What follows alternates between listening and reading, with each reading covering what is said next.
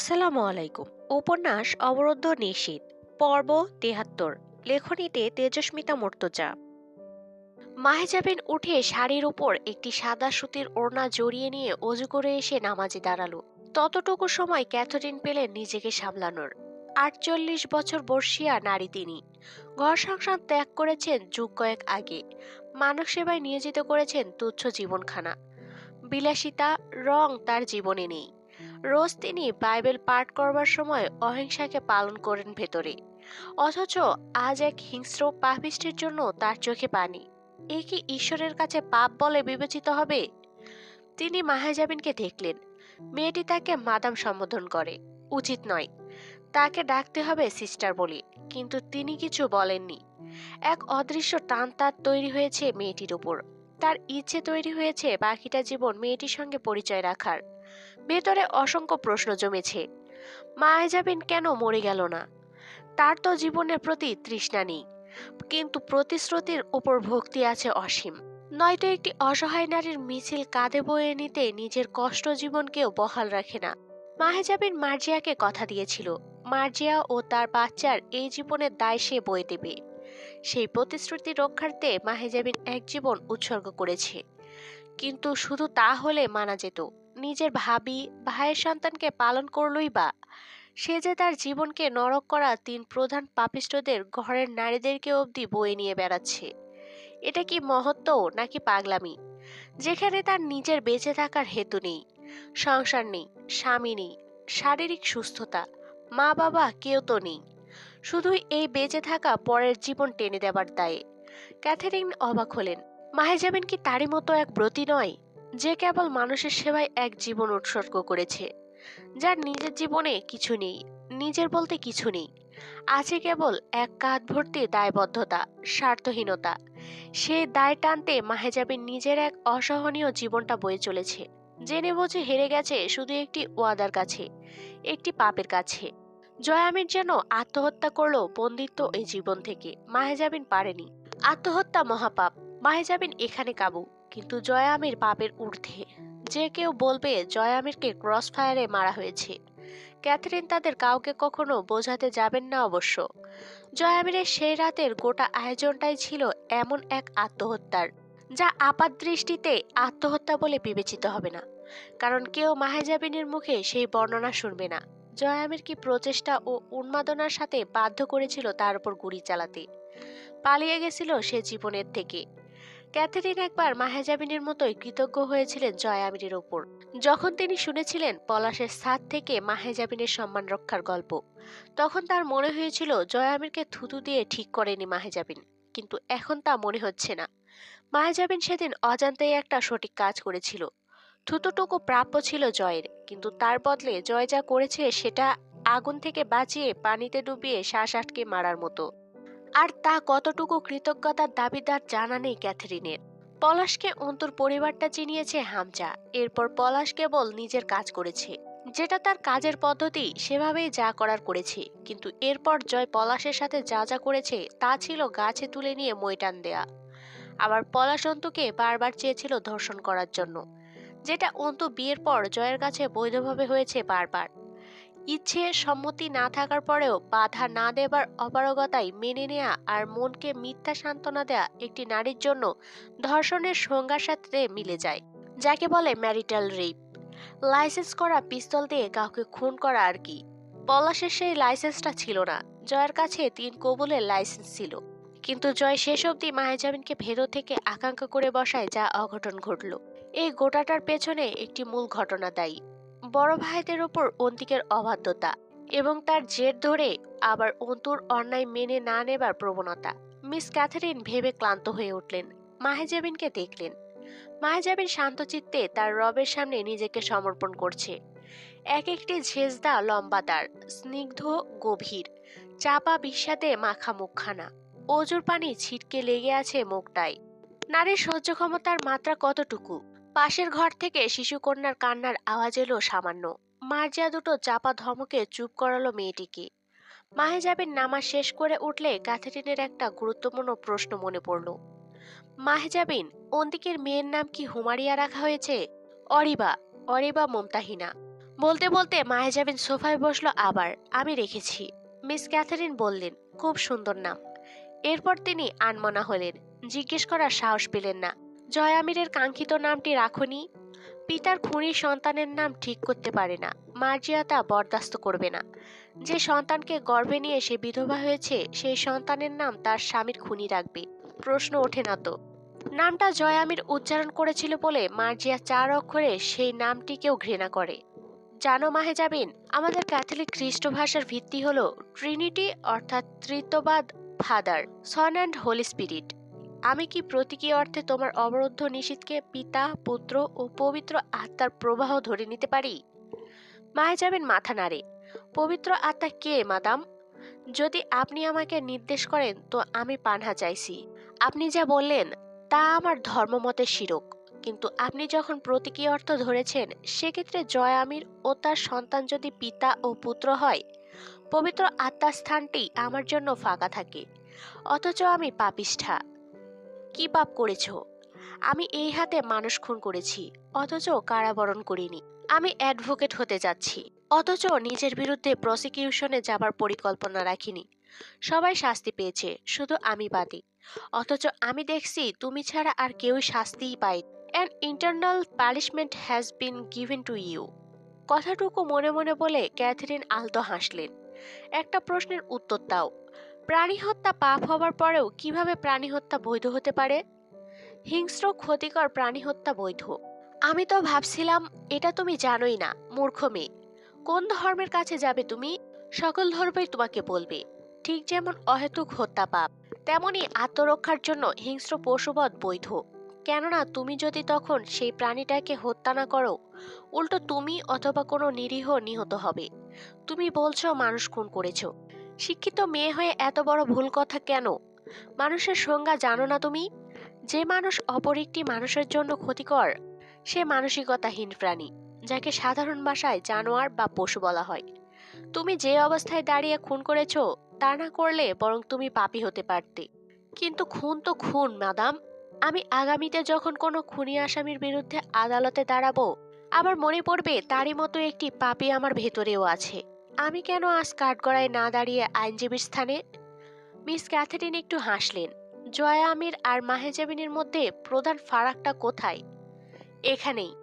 জয়া আমির পাপ স্বীকার করেছে, কিন্তু অনুশোচনার ধারে কাছেও ঘেঁষেনি।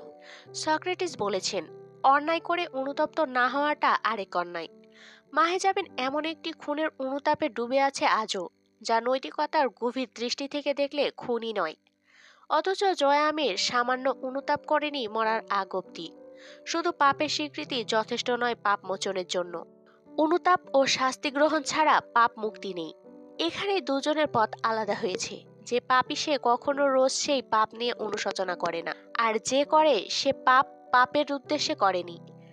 তিনি বললেন, আমি বাইবেল, কোরআন, গীতা, ত্রিপিটক পড়েছি। সে হিসেবে এবং এ অবধি তোমার ঘটনা প্রবাহ মতে বলবো, তুমি পাপ না করে সীমাহীন শাস্তির অধিকারী হয়েছ। অভিনন্দন তোমাকে। জেল হলো না, না জরিমানা, না মৃত্যু। আপনি কোনটাকে শাস্তি বলছেন? আমি তো জিতে গেছি। মিছে সান্ত্বনায় বাঁচতে চাইলে আমি তোমায় মানা করব না, কিন্তু জিতেছে জয় আমির। জিততে পারোনি তুমি আর হামজা। প্রধান প্রতিদ্বন্দ্বী দুজন রয়ে গেছে নরকে। জয় খুব জানতো শাস্তি জীবনের অপর নাম। সে সেই জীবনকে বুড়ো আঙুল দেখিয়ে পালিয়েছে চরম চতুরতার সাথে। তুমি বোকা, ফেসে গেছো দায়ভারের কাছে। তুমি জিততে পারতে যদি এই যে কতকগুলো প্রাণের দায়ভার তুমি কাঁধে তুলে নিয়েছো। স্বার্থপরের মতো তা ঝেড়ে কারাবরণ অথবা মৃত্যু বেছে নিলে। পালাতে যখন পারোনি, এবার এই জীবনের দড়ি টানতে টানতে হাত ব্যথা হলেও থেমো না মাহেজাবিন। আপনি কি তিরস্কার করছেন আমায়? করছি। এত বড় বোকাকে তিরস্কার করাই যায়। একটি নরকবাস তুমি বেছে নিয়েছো জীবনে। মাহেজাবিন আলতো হেসে হেলান দিল সোফায়। আব্বু এমনটাই বলেছিল জীবন সম্বন্ধে। নরক তো জীবনবাসী। সে ওড়নাটা একটু আলগা করে নিল। বাহিরে সকালের আভা ফুটছে। এভাবেই সেদিন সকাল হলো, একটু একটু করে, কিন্তু বৃষ্টি থামল না, বরং তোড়জোড় বাড়ল। আলো ফোটার সাথে সাথে ঝুমঝুম করে ঝেঁপে এলো। মিস ক্যাথারিন জিজ্ঞেস করলেন, সেই দিনটা কি পুরোটাই বৃষ্টির মুখর ছিল মাহেজাবিন? সকাল 9টা বাজলো। তখনও ঝরছে আষাঢ়ে বৃষ্টি। অন্তু থরথর করে কাঁপতে লাগলো। লোকটা শুয়ে আছে, হাত থেকে রক্ত পড়া থেমে গেছে। বৃষ্টির পানিতে তাজা রক্ত ধুয়ে সবুজ ঘাসে লাল মিশে যাচ্ছে। আমিন নিবাসের ফ্রন্টি ওয়ার্ডের ছাউনি পোর্টিকোর নিচে অবস্থান নিয়ে পুলিশ বাহিনী তখন এফআইআর লিখতে ব্যস্ত। তারা সরকারের কাছে জবাবদিহি লিখছে।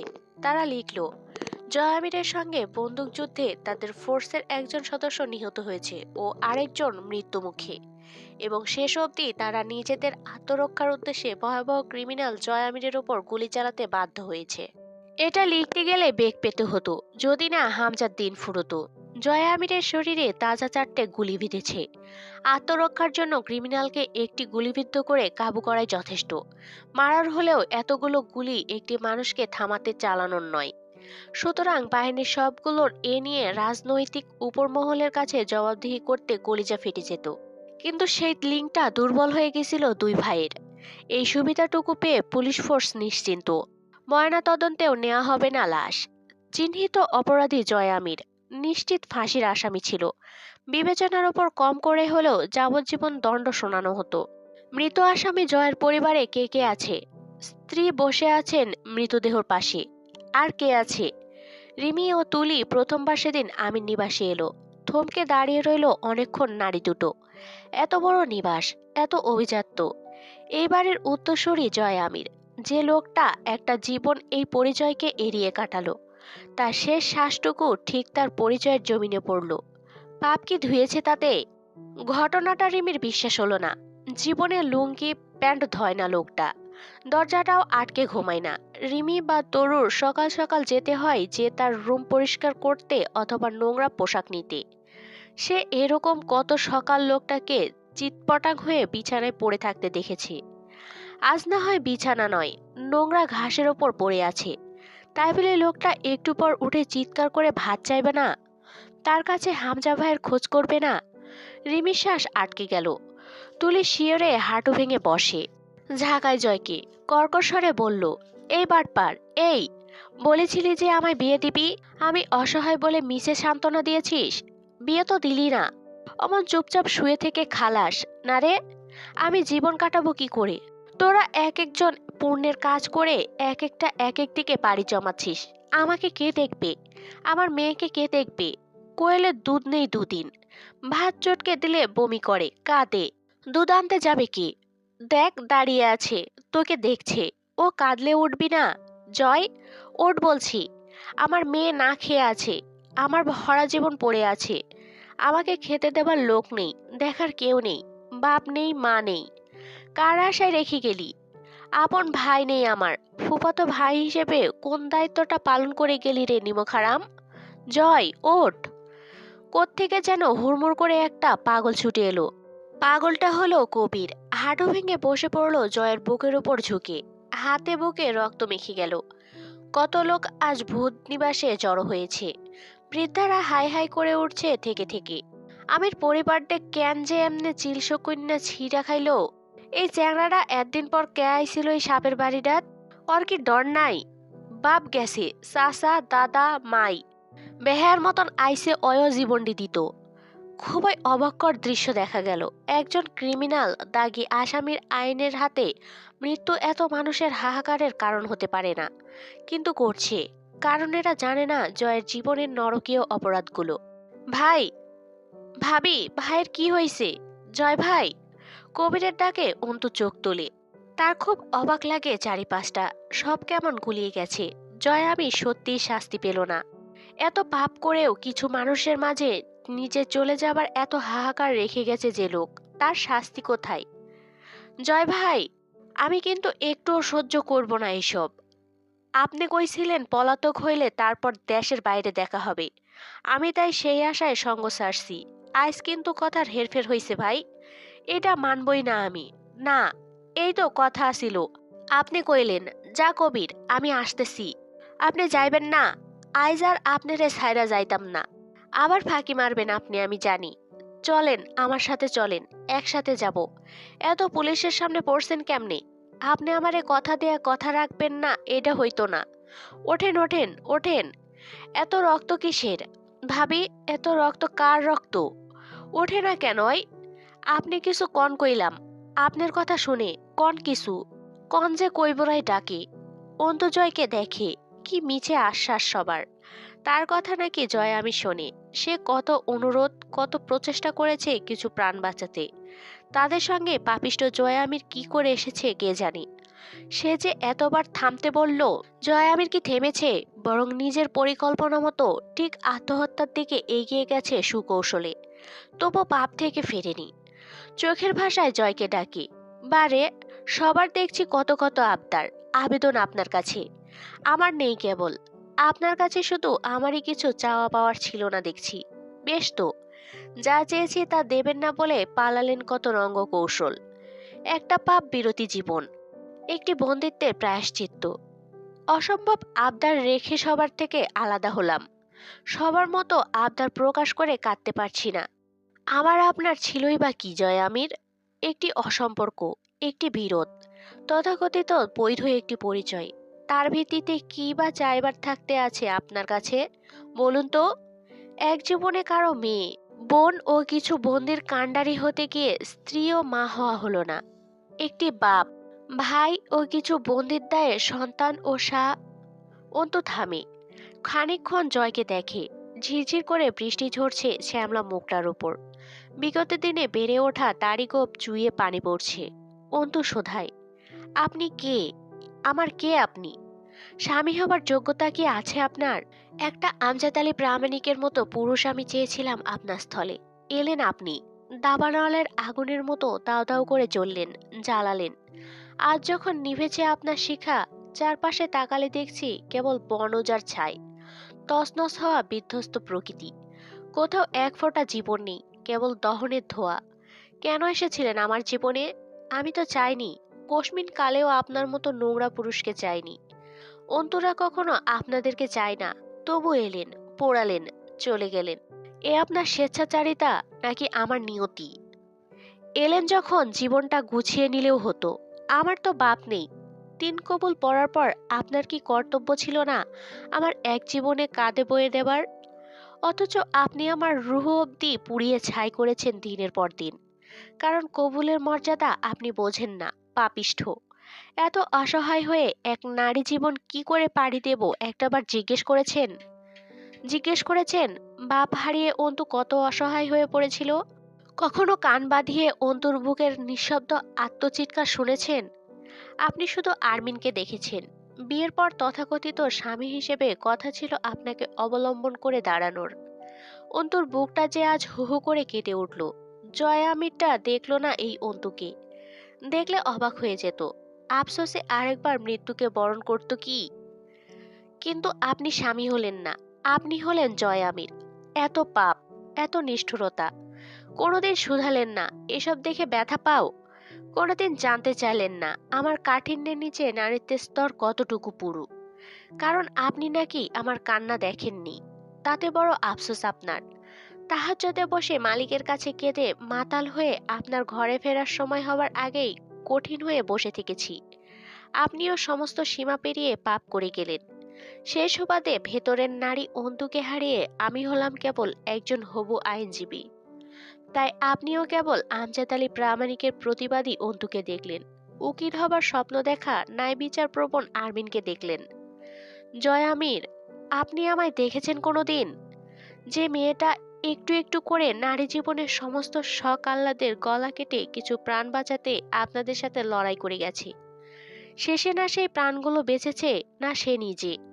আমার বয়স কত? 24? বুড়ি হয়ে গেছি আমি? বলুন না।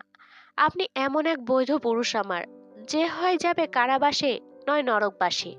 আর এ দুটোর কোথাও না গেলে অবাধ পাপাচারে, যেখানে শুধু নিরীহর রক্ত, ক্ষমতার দাপট ও ত্রাস।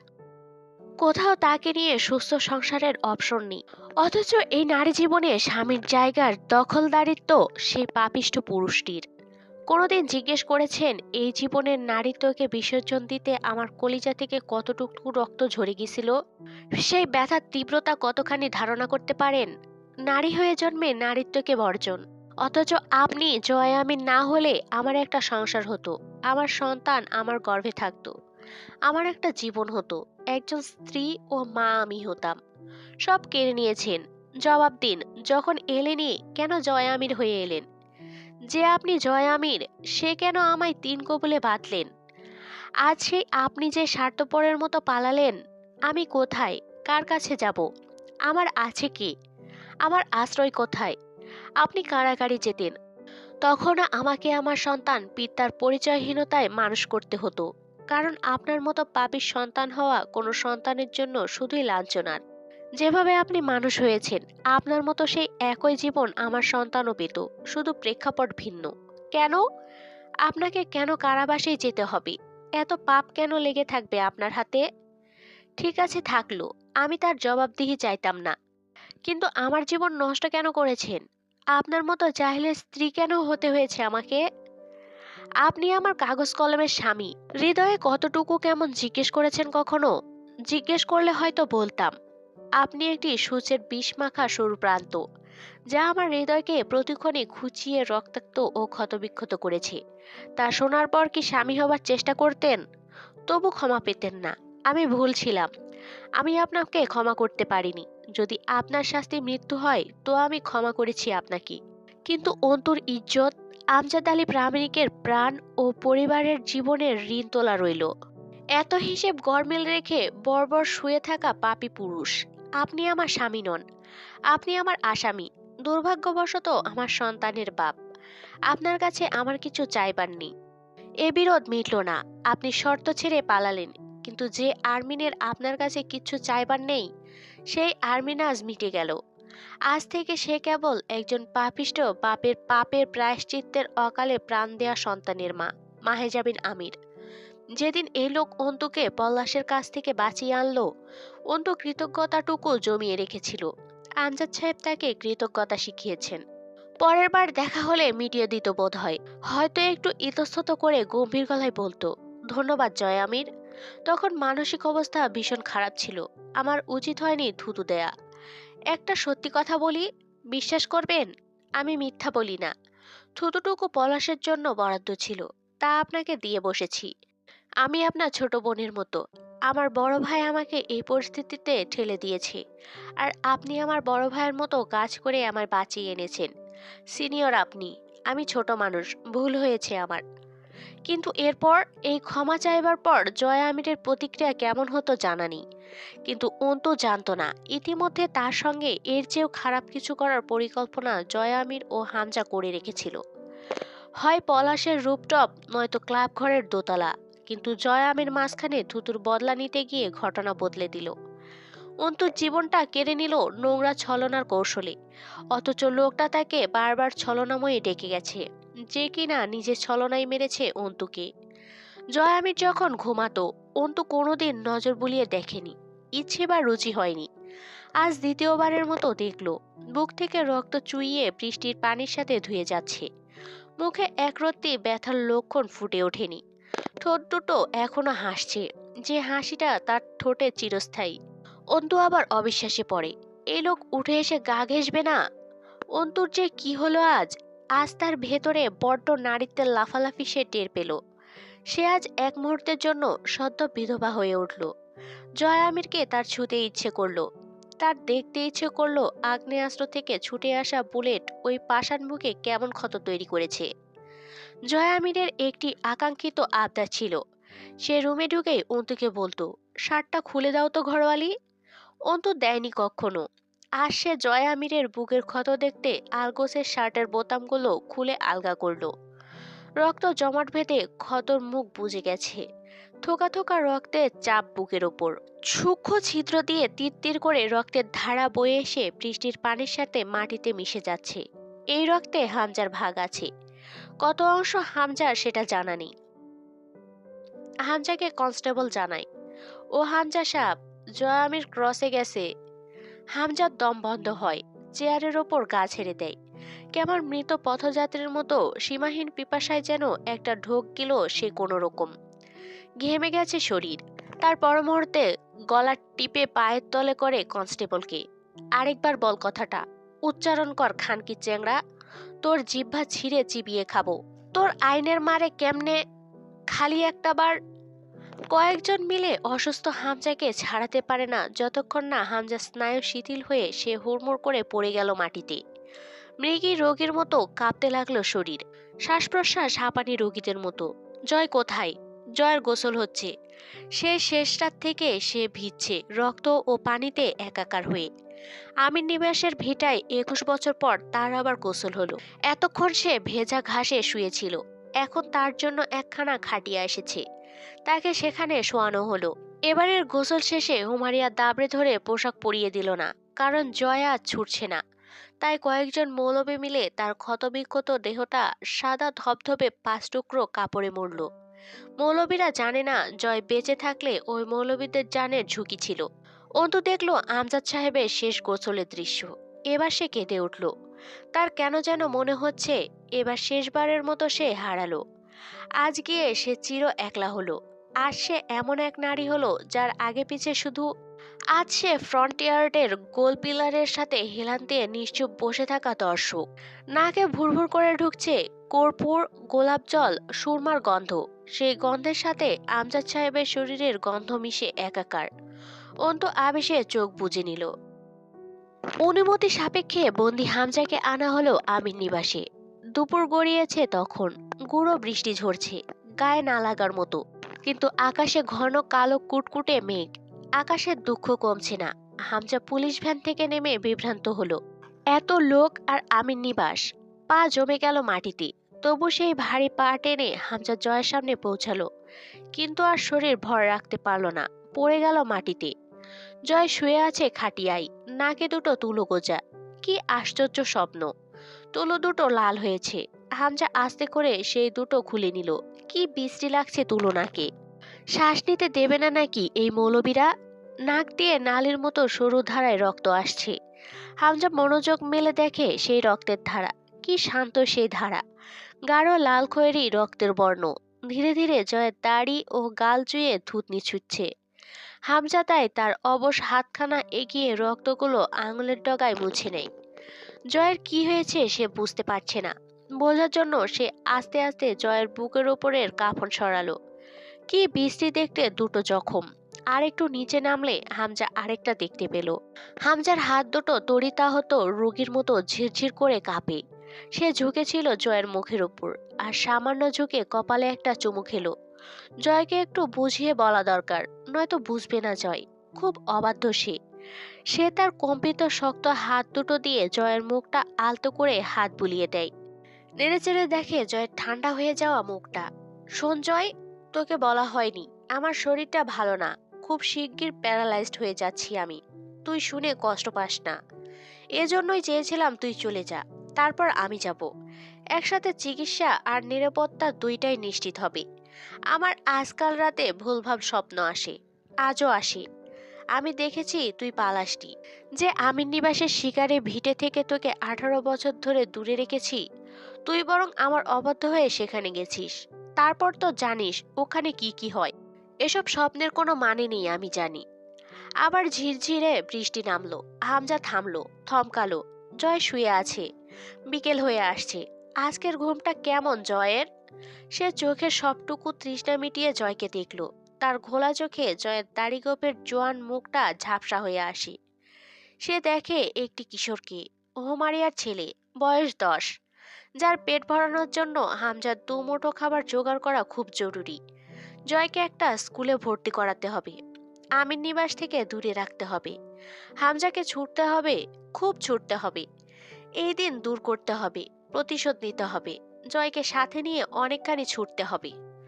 হামজা ডেকে উঠল, জয়, শোন আমার কথা, একটাবার শোন। আমি তোর সব কথা মেনে নেব। তোর সন্তানকে মেরেছি না? তুই চাইলে আমি শরীরের ততখানি মাংস কেটে নেব, শোধ যাবে। নাকি তবু হবে না? কি চাস তাহলে? রক্ত চাস? দেব। টাকা তুই। একটু হাস, ভাই বলে ডাক। আমি সত্যি মরে যাব। আমি অসুস্থ, বুঝলি? অ্যাক্সিডেন্টটা সিরিয়াস মামলা হয়ে দাঁড়িয়েছে। স্পাইনাল কর্ডে চাপ খেয়েছি। বেশি দিন বাঁচব না মনে হয়। তোকে তো সব সামলাতে হবে, তারপর বুঝে নিতে হবে এখন থেকেই সব। আমি মরলে তুই কাঁদিস না। আমি তোর সন্তান মেরেছি, ওই জন্যই তো বলছি। তুই কিন্তু পুরনো হামজাকে পাসনি জয়। আজ আমার ভেতরে এক তিল পরিমাণ শক্তি নেই। আমার মনে হয় এত বড় পাপ আমি করিনি যার শাস্তি হিসেবে আমি তোকে এভাবে দেখব। আমার হাতে গড়া তুই আমার সামনে দিয়ে চলে যাবি কিরে? আমার অধিকার নাই? এই তোর যে বুক গুলি চলেছে, ওই বুক প্রশস্ত করতে আমার বুক ক্ষয় গেছে। এত সহজ নাকি? হ্যাঁ, ওই যে রক্ত ওখানে দলা ধরে পড়ে আছে, ওই রক্ত কার? এই ভিটা আর রক্তের সাথে তোর লেনদেন কবে চুকে গেছে? ওই রক্ত আমার। তোর রক্ত মাংস সব আমার দান। সেই রক্ত তোর এই নিমক হারাম ভিটায় বিসর্জন যাবে, আমি মেনে নেব না। ওঠ, কোর্টের তারিখ আছে সামনে। এবার পালানো হলো না, কিছুদিন জেল খাটা লাগবে এবার। চল ওঠ। হামজা আচমকা তীরবিদ্ধ পশুর মতো গর্জন করে উঠল। ওঠ শুয়োরের বাচ্চা, বেইমানের বাচ্চা। জীবন দিলাম আমি, পালন করলাম আমি, সেই জান তুই হেলায় দান করেছিস বাপের ভিটায়। জানোয়ারের বাচ্চা, তোর বাপের ভিটার অধিকার আছে তোর ওপর। তোকে মানা করিনি এখানে আসবি না। তোকে 1.5 যুগ ভুলিয়ে রাখলাম, শিখালাম এই ভিটা তোর না, তোর না, তোর না। তোর কাল আছে, তোর মরণ আছে এখানে। তোকে আটকাতে পারলাম না আমি। পাসপোর্ট কোথায় হারামজাদা? কেন এসেছিস এখানে? জবাব দে। টাকা জয়, কেন এসেছিস? কথা বল, কথা বল, কথা বল। হামজার দম আটকে এলো। সে একটু শ্বাসের আশায় আকাশের দিকে তাকায়। আহত জানোয়ারের মতো ভোঁতা গঙ্গানি বের হয় গলা দিয়ে। সে কাঁদতে জানে না, অথচ চোখ আজ পাগল হয়েছে তার। বুকের মাঝখানে একটা আঙুল কেড়ে বারবার ঘষতে লাগলো। বৃষ্টিটা তার উপকারে এলো।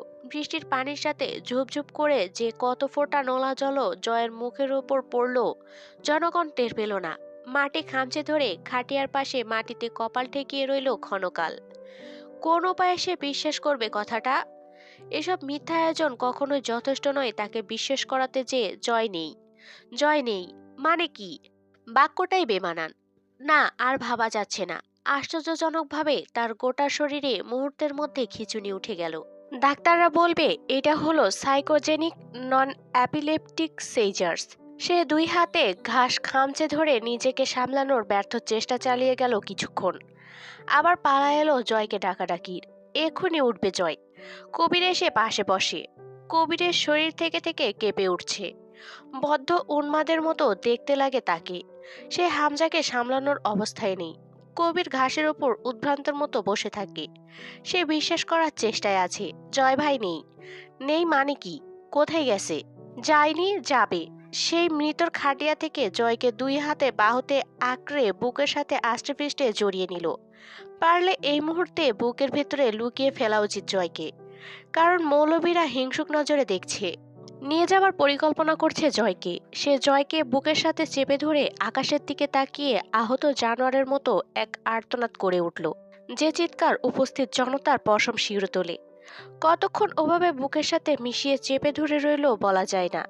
জয়ের নাক দিয়ে রক্ত আসছে। সেই রক্তে হামজার দেহ মেখে উঠল। আস্তে আস্তে হামজার শরীরের প্রতিটা কোষ শিথিল হয়ে এলো। খিঁচুনি ভয়াবহ রূপ নিল। জয়কে ছাড়িয়ে নেওয়া তবু মুশকিল তার কাছ থেকে, কিন্তু তার হাতে স্নায়ুকোষ কথা শুনল না। দেহটা মাটির ওপর গলাকাটা মুরগির মতো ছটফট করে লাফাতে লাগলো। তুলির মেয়েটা কাঁদলো এবার। মামা কাঁদছে, জয় শুয়ে আছে। এতক্ষণ ধরে কাঁদলো, জয় উঠল না। তার মানে গুরুতর ব্যাপার। সে গিয়ে তার কচি কচি ছোট ছোট হাত জয়ের মুখে বুলিয়ে দিল। রক্ত লেগে গেল তার কচি হাতেও। সে ফুপাতে ফুপাতে ডাকে, জয় ওঠো না কেন? মামা ডাকছে যে।